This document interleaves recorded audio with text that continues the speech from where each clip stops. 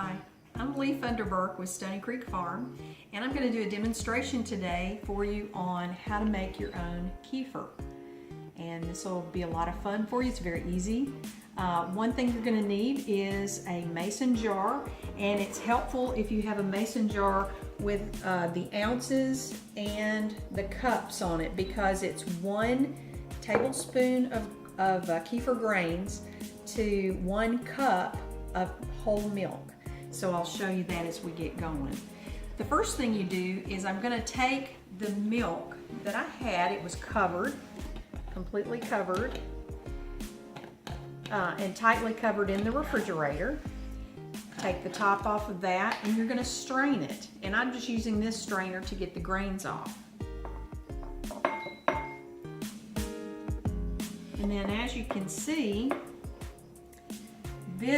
what was left in here can be used for buttermilk. That's what was dormant in the refrigerator.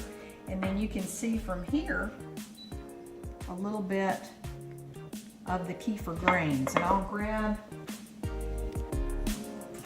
a wooden spoon, because you're not allowed to use anything but ceramics and wood and plastic if it's for a short period of time, but mainly wood and ceramic.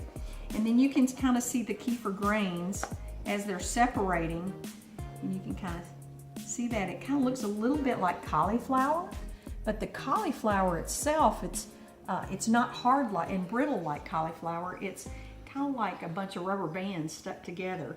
So you kind of push on it and you can see how spongy it is. And then, but it's kind of together, it doesn't separate when you push on it. And then you get all of that buttermilk juice, or from the milk, you get all of that off of there, and then you're left with your kefir grains. And as you can see, I've probably got, and I probably need to measure, but I can tell you that's probably about 3 tablespoons of kefir grains. So then I would take a new jar, 3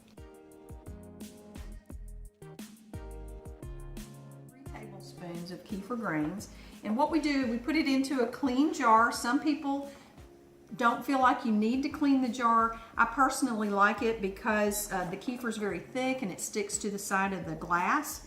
So I'm going to put my 3 tablespoons approximately of kefir grains, and again, it's 1 tablespoon of kefir grains to 1 cup of milk. So I'm going to add 3 cups to my 3 tablespoons.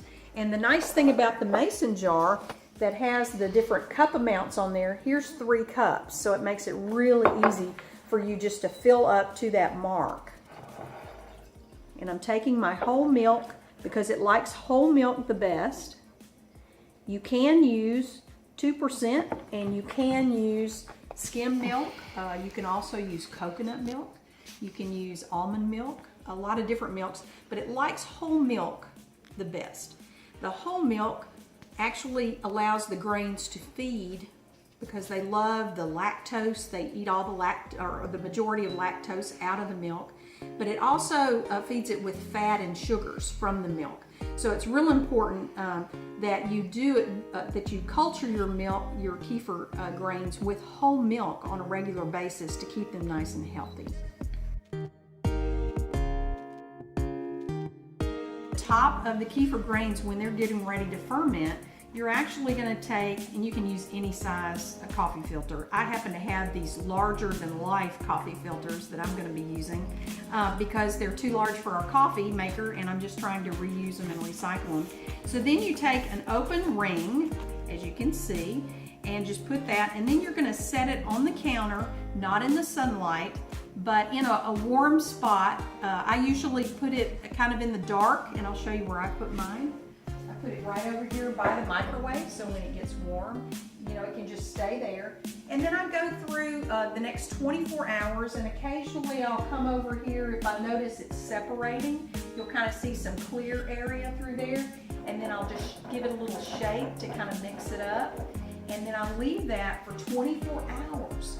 Now, at the end of 24 hours, what I would do is I would then again take this mixture after 24 hours and take the grains out of it and filter them through, and then I would leave course, this is the buttermilk that I showed you before, but you would leave that milk, that cultured milk, out on the counter, and I usually cover it with a bandana or a light cloth, and you would leave that for another 24 hours, and that's when the probiotics build up inside the kefir.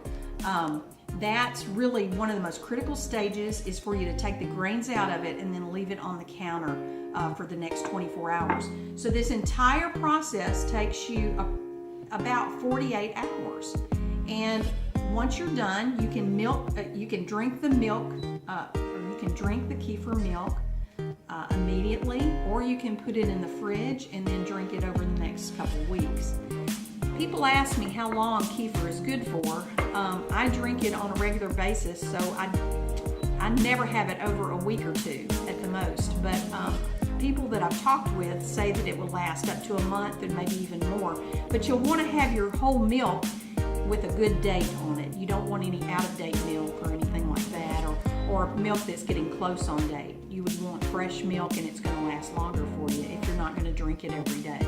But what kefir does is it gives you a healthy gut, and the grains in it cultures the milk, it ferments it and cultures it, but that culture lives inside your gut, and the healthy yeast and the healthy bacteria actually help you to relieve you of any symptoms. Like, for instance, I have IBS, and I've had it for years, ever since my daughter was born. But now I'm able to drink kefir about a cup a day. I'm asymptomatic now. I don't have any symptoms of IBS anymore because, and I know it's because I now have a healthy gut. Thank you so much for allowing me to show you this demonstration. And please feel free to sign up for our newsletter on our website. That's stonycreek.farm.